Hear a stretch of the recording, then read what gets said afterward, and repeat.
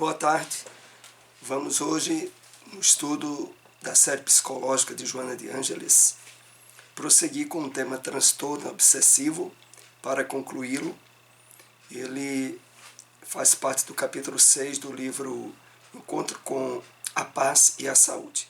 Vamos para a nossa introdução com um breve comentário de uma mensagem do Espírito Emmanuel. Essa é extraída do livro Cartas de Paulo, o Evangelho comentado por Emmanuel. A passagem da carta aos Hebreus, capítulo 12, versículo 1. Na aquisição de vida eterna, é imprescindível nos desfaçamos da indumentária asfixiante do espírito. É necessário que o coração se faça leve, alijando todo fardo inútil. Então vamos aqui fazer algumas ponderações em cima dessa passagem trazida a nós por Emmanuel. Então Emmanuel aqui se refere a um fato significativo para que ocorra em termos de aquisição de propriedade, de usufruto por nós, em termos de consciência de imortalidade, é indispensável, é imprescindível, nos desfaçamos da indumentária asfixiante do espírito. Emmanuel se refere, nessa frase, ao fato de que, durante a nossa reencarnação, espiritualmente nos prendemos a uma série de fatores transitórios, temporários, e que passam a representar para o espírito um peso em termos de sintonia vibratória, em termos de identificação com as ilusões do corpo. E por isso ele diz, é necessário que o coração se faça leve, alijando, extraindo, retirando todo fardo inútil. A percepção consciente dos valores que, de fato, representam uma aquisição legítima para o nosso espírito, a aquisição das virtudes, de uma vivência moral dentro dos postulados do Evangelho do Cristo, torna-se imprescindível. E, diante disso, o fato se torna determinante para que o espírito, de fato, estabeleça em termos de consciência de imortalidade sua aquisição definitiva. Vamos então para o nosso tema, lembrando que transtorno obsessivo, estivemos comentando o início desse tema no estudo da semana passada, que se encontra no nosso canal no YouTube. Aqueles que não tenham assistido, orientamos que busque o estudo de hoje. Ele não deixa de ser o prosseguimento do tema que já andamos tratando. Mas procuraremos tornar, mesmo para aqueles que não tenham acompanhado o estudo anterior, bastante compreensível. Em outros casos, ativam-se os núcleos de registros perispirituais e o inconsciente libera lembranças arquivadas que dizem respeito ao período da convivência inditosa, volvendo mesmo em forma viva que se sobrepõe às paisagens atuais. Em relação aos transtornos obsessivos, Joana aqui se refere ao fato de que, muitas vezes, há uma provocação pelas interferências espirituais inditosas, no despertamento de registros, de ocorrências que estão no nosso inconsciente e que fazem parte das experiências que tivemos em outras vidas, em outras encarnações. E quando há uma liberação desse conteúdo, junto a ele, a presença infeliz de certos espíritos, de cuja responsabilidade nós cultivamos no passado, vem, como ela bem lembra aqui, se sobrepor às paisagens atuais. Como é isso? É o fato de que a realidade nova, aquilo de fato para o qual o espírito deveria estar dando mais atenção, passa a ser prejudicado por essas evocações do passado que não deveriam mais ocorrer. E, bom, prossigamos para que esse entendimento se torne mais fácil. O prosseguimento da indução penosa termina por desarmonizar as neurocomunicações e desestabilizar os fenômenos neurofisiológicos, instalando-se então os lamentáveis processos de loucura, de alienação profunda.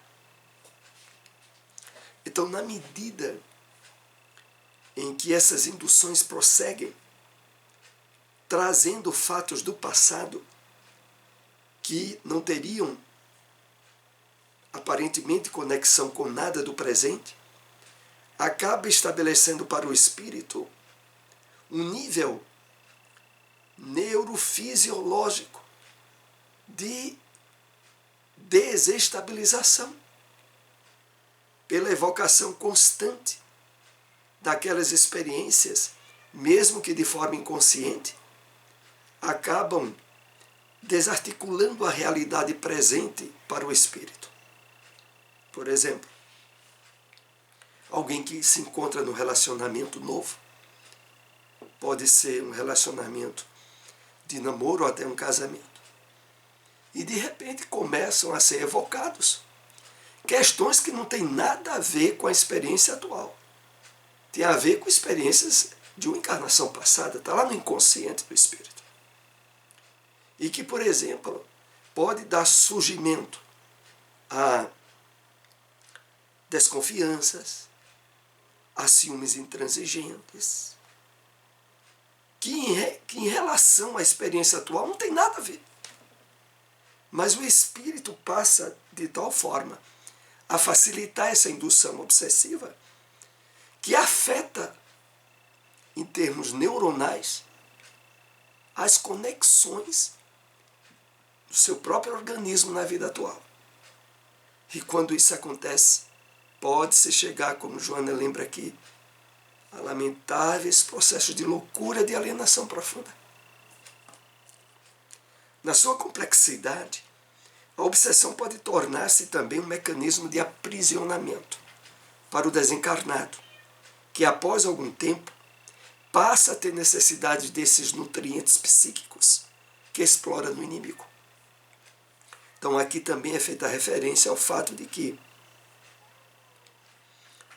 muitas vezes o próprio espírito obsessor torna-se tão dependente psíquica e vibratoriamente do encarnado que estabelece quase que uma espécie de prisão simultânea para ambos, em termos de necessidade de dependência psíquica. E nesse caso, estabelece-se um nível de dependência, muitas vezes, muito complicado, no qual, se houver um afastamento definitivo e instantâneo do obsessor, o obsidiado pode entrar num processo até de desencarnação. Tem um fato desse naquela obra Loucura e Obsessão, do espírito Manuel Filomeno de Miranda, pela mediunidade de Valdo Pereira Franco. Uma situação como essa, onde o afastamento brusco do obsessor gerou a desencarnação do encarnado. São diversas as vertentes de ocorrências desequilibradoras nas patologias obsessivas, diferindo cada uma delas conforme os fatores causais, as resistências do enfermo e as circunstâncias em que tem lugar. Então, há uma multiplicidade de vertentes, de origens dessas ocorrências desequilibradoras nas patologias obsessivas. E que, conforme os fatores causais, as resistências do enfermo e as circunstâncias em que tem lugar, a multiplicidade das obsessões, elas têm uma referência muito importante no final do Evangelho segundo o Espiritismo, naquele capítulo 28, sobre preces, coletânea de preces espíritas, quando analisa preces pelos espíritos obsessores, onde é feito um relato introdutório, citando que a obsessão pode e deve ser vista como uma pandemia que afeta diversos continentes ao mesmo tempo. Nesse capítulo merece considerar-se também as obsessões procedentes de mentes encarnadas, que descarregam suas vibrações prejudiciais naqueles que são considerados como inimigos e podem gerar distúrbios de várias ordens. Então há também, de uma forma impactante, as obsessões originadas entre espíritos encarnados, e aonde muitas vezes a interferência patológica daquele que é o obsessor é geradora de diversos distúrbios.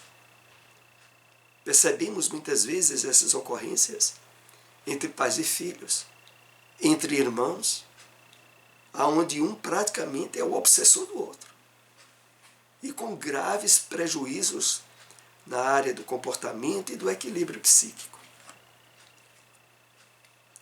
O ser humano é aquilo que pensa. Diariamente o seu cérebro é bombardeado por incessantes informações de toda a natureza, aqui incluindo também as procedentes do mundo espiritual. E é por isso, claro, o grande cuidado, a vigilância que nós devemos ter em relação às ideias, aos pensamentos, que damos receptividades, ou até mesmo que originamos no nosso dia a dia, a critério do cuidadoso equilíbrio que devemos ter em relação a isso.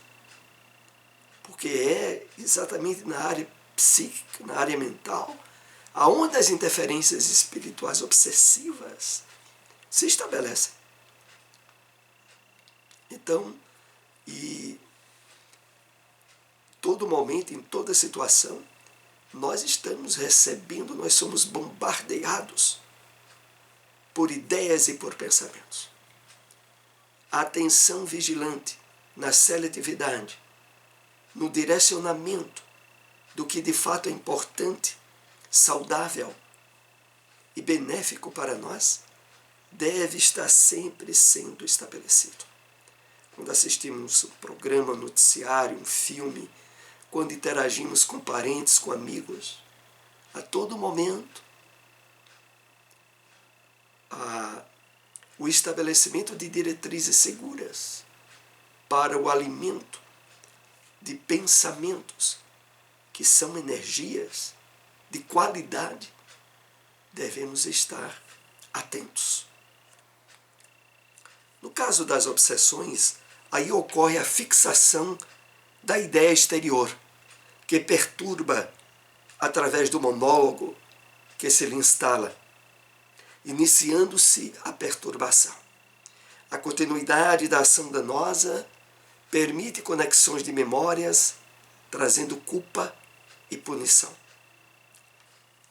Então, no caso das obsessões, há uma fixação de ideias sugeridas para nós e que, a partir de uma espécie de monólogo, aonde são-nos sugeridas cuidados, atenções, procedimentos de uma forma repetitiva e que é geradora de perturbação. A continuidade por parte de espíritos bombardeando aquelas ideias repetitivas na nossa mente abre campos para a conexão com memórias que podem estar no nosso inconsciente presente e no nosso inconsciente passado, despertando sentimentos de culpa e aberturas para punição ou para autopunições. Por isso, a questão vigilante que devemos estar quando nos vem à mente a recordação de fatos danosos que vivemos no passado e cuja lembrança, quando é muito acentuada, abre campo para sentimento de culpas. Do tipo, se eu tivesse pensado direito, eu não teria agido daquela forma. Por que é que eu agi daquela maneira? É um fato passado, que não há como voltar atrás e retificar. Mas as aberturas para esse monólogo perturbador, muitas vezes provenientes da influência espiritual sobre nós. Para que a gente fique lembrando e pensando naquilo, abrindo campos para sentimento de culpa e de autopunições. Precisamos estar muito atentos. Por isso, os transtornos obsessivos apresentam-se sob variadas formas. Umas sutis, outras graves, outras muito sérias, transformando-se em problemas psiquiátricos de consequências imprevisíveis. Então, é preciso estar atento, porque muitas vezes, como o texto que Joana nos traz diz, o início é de uma maneira sutil, subterrícia, aonde um fato, por exemplo, como citamos de uma experiência danosa do passado, vem a ideia de pensar sobre aquilo. Nós desviamos o pensamento. Mas no outro dia a ideia volta de novo. E volta outra vez. E na medida em que isso vai recebendo alguma atenção da nossa parte, aquilo que antes veio de uma forma sutil passa a ser impertinente e grave. Bom, esse assunto dos transtornos obsessivos, em termos de variedades da obsessão em si, irá ser alvo do nosso próximo estudo. Então, hoje nós concluímos a questão do transtorno obsessivo, mas as variedades, o aprofundamento nessa área da obsessão em si, nós iremos ver no nosso próximo estudo. Agradecemos a todos que nos acompanharam. Se possível, compartilhem essas informações. Até o próximo estudo. Uma boa tarde a todos.